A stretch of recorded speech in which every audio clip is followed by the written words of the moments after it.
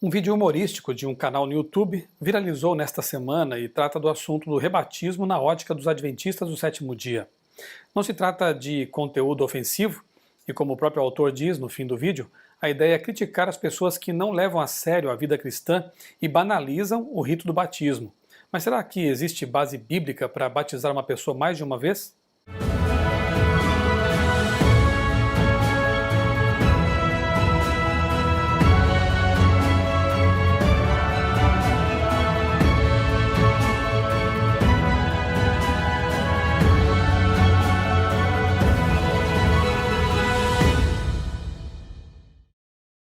Como qualquer caricatura, o vídeo tenta destacar um ponto em detrimento da realidade.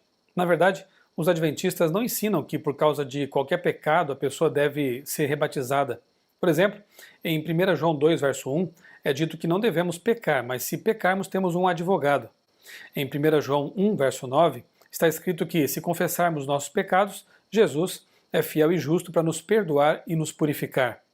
O texto bíblico não diz que a cada pecado que cometemos devemos novamente passar pelo batismo. Diz, sim, que devemos confessar novamente. A cerimônia do lava-pés, estabelecida por Cristo, tem esse papel renovador. Conforme explica o bibliotecário e mantenedor do canal Bíblia Anotada, Vanderlei Hicking, rebatismo é para casos em que a pessoa decide abandonar os caminhos de Deus e depois de um ano ou mais ela cai na real e assim, como o filho pródigo, volta para a casa do pai, recebendo uma nova roupa e um anel para atestar a filiação recuperada. Essa demonstração pública de compromisso e mudança de vida é feita por meio do rebatismo. Quando a Bíblia fala em um só batismo, não se refere à quantidade de batismos, mas à forma correta de se batizar. De fato, existem muitos tipos de batismos, porém, apenas um é o correto, o que testifica da entrada no reino de Deus, demonstrando que houve morte para o pecado, sepultamento nas águas e ressurreição para uma nova vida. Daí a necessidade de o batismo ser por imersão, como foi o de Jesus, nosso modelo. O texto que menciona o um só batismo é Efésios 4, verso 5. A primeira coisa a ser analisada é quem é o remetente da carta endereçada aos Efésios. Como ocorre normalmente, as cartas do Novo Testamento têm um introito, que contém a apresentação do emissor da carta, e lemos no primeiro verso do livro de Efésios o seguinte: Paulo, apóstolo de Jesus Cristo, pela vontade de Deus, aos santos que estão em Éfeso e fiéis em Cristo Jesus. A carta é de autoria do apóstolo Paulo e levar em conta esse pano de fundo ajuda bastante na compreensão do assunto.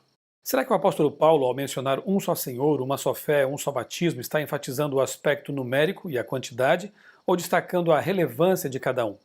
Segundo o pastor e líder de jovens Eleazar Domini, a resposta a essa pergunta está na própria perícope da passagem. No verso seguinte lemos: Um só Deus e Pai de todos, o qual é sobre todos e por todos e em todos.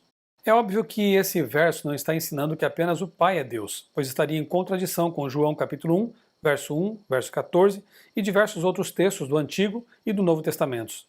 Em 2 Coríntios 4, verso 4, é dito que o diabo é o Deus deste mundo.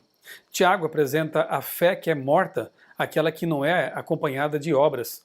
Ora, se o texto de Efésios quisesse dar uma ênfase numérica, encontraríamos diversas dificuldades em outras passagens. Fica claro então que o objetivo de Paulo não era descrever a quantidade de batismos, de deuses, de credos. O objetivo dele era mostrar que há um Deus verdadeiro, uma fé verdadeira e um batismo verdadeiro. Quando voltamos a atenção para Atos capítulo 19, versos 1 a 5, encontramos uma experiência muito interessante. Abre aspas. E sucedeu que, enquanto Apolo estava em Corinto, Paulo, tendo passado por todas as regiões superiores, chegou a Éfeso, e achando ali alguns discípulos, disse-lhes: Recebestes vós já o Espírito Santo quando crestes? E eles disseram-lhe: Nós nem ainda ouvimos que haja o Espírito Santo? E disse-lhes: Em que sois batizados então? E eles disseram: No batismo de João. Porém, Paulo disse: Certamente João batizou com o batismo do arrependimento, dizendo ao povo que cresce no que após ele haveria de vir, isto é, em Cristo Jesus. E os que ouviram foram batizados em nome do Senhor Jesus. Dois detalhes importantes nesse texto. Primeiro, o protagonista é Paulo. Segundo, o grupo visitado é de Éfeso, o mesmo grupo a quem Paulo dirigira sua carta. O que temos aqui é um grupo de pessoas que, ao serem visitadas por Paulo, foram questionadas a respeito do Espírito Santo. A resposta deixou o apóstolo intrigado. Nós nem ainda ouvimos que haja Espírito Santo. Se a grande comissão de Cristo ensina que as pessoas devem ser batizadas em nome do Pai, do Filho e do Espírito Santo, como aqueles novos discípulos não conheciam o Espírito Santo? A resposta deles provocou a réplica de Paulo. Em que sois batizados, então? No batismo de João, eles responderam. Ao que tudo indica, o desconhecimento desse grupo não era sobre a existência do Espírito Santo em si, mas da atuação efetiva dele a partir do retorno de Cristo ao céu. O comentário bíblico de Bruce traz a seguinte explicação. A pergunta de Paulo, vocês receberam o Espírito Santo quando creram, mostra que ele esperava que os discípulos recebessem o Espírito Santo assim que crescem. A resposta, no verso 2, não indica que os discípulos não sabiam nada a respeito do Espírito Santo, claramente apresentado no Antigo Testamento e no ensino de João Batista, mas que não tinham ouvido da vinda do Espírito Santo por meio do Messias, como prometido por João. Para o pastor Eleazar, é importante salientar que não havia problema algum com o batismo de João, afinal, foi ele quem batizou o próprio Cristo. O problema estava com os que foram batizados, mas não tiveram pleno conhecimento da verdade, das doutrinas. Paulo então valorizou o batismo deles, mas explicou novas verdades desconhecidas até então, e em seguida eles foram batizados novamente. Algumas pessoas dizem que aqueles efésios foram batizados com o Espírito Santo. Entretanto, não há evidência alguma no texto que aponte para isso. O texto trata do batismo nas águas. Fala-se do batismo de João, que foi nas águas, e depois é dito que eles foram novamente batizados. Não diz que foram batizados no Espírito ou coisa parecida. O conhecido comentarista Champlin escreveu o seguinte: outros estudiosos pensam que está em foco aqui o batismo do Espírito Santo, e não o batismo em água, mas essa ideia está igualmente errada e de forma alguma está subentendida no texto sagrado.